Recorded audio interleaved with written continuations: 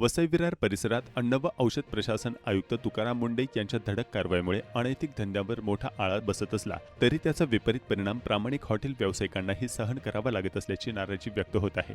FDA कडून दर 3 महिन्यांनी करण्यात येणाऱ्या नियमित तपासणीला रेड असल्याचे भासवून सोशल मीडियावर दिशाभूल करणाऱ्या बातम्या प्रसारित केल्या जात असल्याचा आरोप हॉटेल व्यावसायिकांनी केला आहे।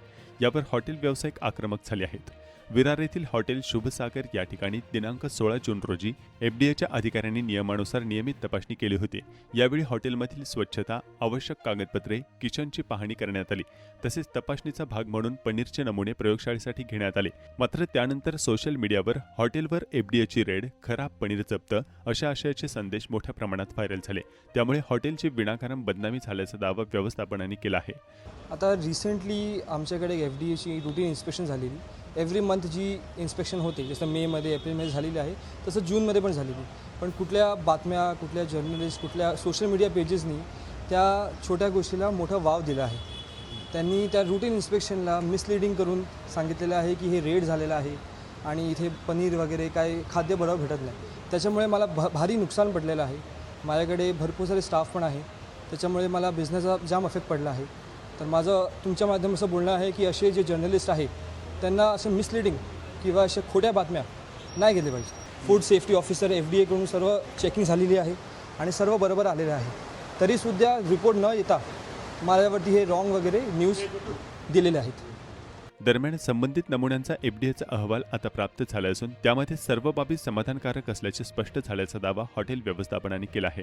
आम्ही कोट्यवधी रुपयांची गुंतवणूक करून व्यवसाय करतो, काही क्षणांच्या प्रसिद्धीसाठी आमची प्रतिष्ठा धुळीस मिळवणे योग्य नाही, अशी प्रतिक्रिया हॉटेल व्यावसायिकांनी दिली। वसई विरार हॉटेल असोसिएशनने एफडीएच्या अनैतिक धंद्यावरील कारवाईचे स्वागत करताना नियमित तपासणीबाबत खोटी आणि दिशाभूल करणारी माहिती पसरवून व्यावसायिकांची बदनामी करणाऱ्यांच्या विरोधात कायदेशीर कारवाई करण्याचा इशारा दिला आहे।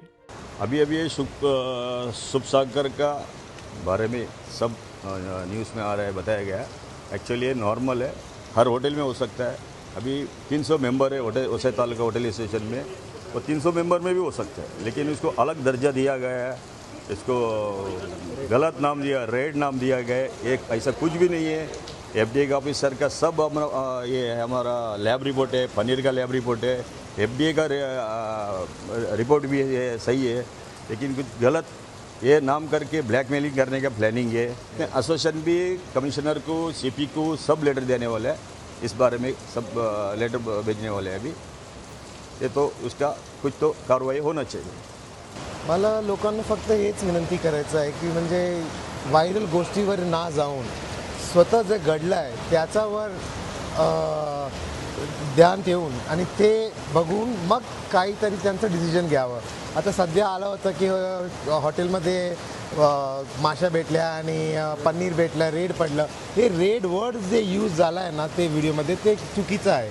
हे रेड नाही, आमच्या हॉटेलमध्ये प्रत्येक महिन्यानमहिनी एफडीआयचे ऑफिसर येतात आणि तपासणी करतात की व्हायरल व्हिडिओवर ना जाऊन जे खरोखर गोष्टी आहेत त्याची तपासणी करून मग तुम्ही जे ते डिसाईड करतात ते घ्या। आता ते व्हायरल व्हिडिओ झाला आहे त्यामध्ये आमचं खूप नुकसान झालं, कस्टमर याचं बंद झालं। आता कोणी हे टाकताय का आम्हाला ग्रीन शीट मिळाली आहे, पनीर बरोबर होतं, आमचं A1 ग्रेडचं होतं, ते कोणी सांगितलं नाही। ते पण टाका ना तुम्ही, ते टाकला की लोकांना समजेल की म्हणजे आम्ही काय केलं आहे, काय चूक नव्हती आमची, फालतू आमचं नाव बदनाम केलं आहे। तर हेच रिक्वेस्ट आहे की मतलब लोकांना व्हिडिओ व्हायरल करताना जरा ध्यान देऊन करा। लोकांचं लाईफ याच्यावरती आधारित आहे। आमचे स्टाफ आहे, स्टाफचे पुरववाला आहेत, त्यांना बघावं लागतं, त्यांचं सॅलरी बघावं लागतं, आमच्याकडे लोन आहे आमच्या डोक्यावरती, त्या लोन पुरावा करावं लागतं। हे सगळं कसं होणार?